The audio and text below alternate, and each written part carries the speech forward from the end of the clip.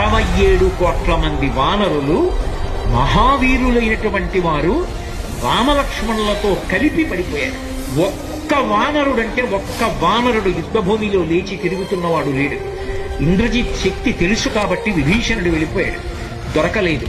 స్వామి హనుమ ఏ అస్త్రము చేత బంధింపబడరు కాబట్టి హనుమ ఒక్కరే ఉన్నారు. అందరిలో పెద్దవాడు, బ్రహ్మ యొక్క అంశలో వచ్చినవాడు జాంబవంతుడు నేల మీద పడిపోయి ఉన్నాడు. విభీషణుడు కాగడా పట్టుకుని అడిగాడు, తాతా కుశలమేనా అని అడిగాడు. వానరులలో శ్రేష్ఠుడైన హనుమ బ్రతికి ఉన్నారా అని అడిగాడు జాంబవంతుడు. విభీషణుడు అన్నాడు, తాత నువ్వు అడగవలసినది రామలక్ష్మణులు కుశలముగా ఉన్నారా అని అడగాలి. హనుమ కుశలముగా ఉన్నారా అని అడిగారేం తాత అని అడిగారు. మొత్తం వానరులు రామలక్ష్మణులతో కలిసి పడిపోయినా కూడా నష్టం లేదు. హనుమ ఒక్కరు బ్రతికి ఉంటే మళ్ళీ అందరూ బ్రతుకుతారు. అందరూ బ్రతికి ఉన్నా హనుమ ఒక్కరు పడిపోతే బ్రతికి ఉన్న వీళ్ళందరూ పడిపోతారు. అందుకే నేను హనుమ బ్రతికి ఉన్నారా అని అడుగుతున్నాను.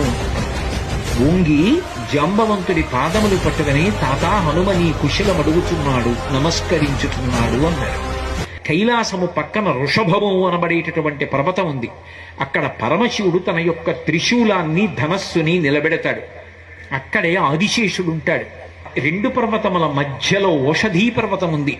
ఆ ఓషధీ పర్వతంలో 4 ఓషధులున్నాయి.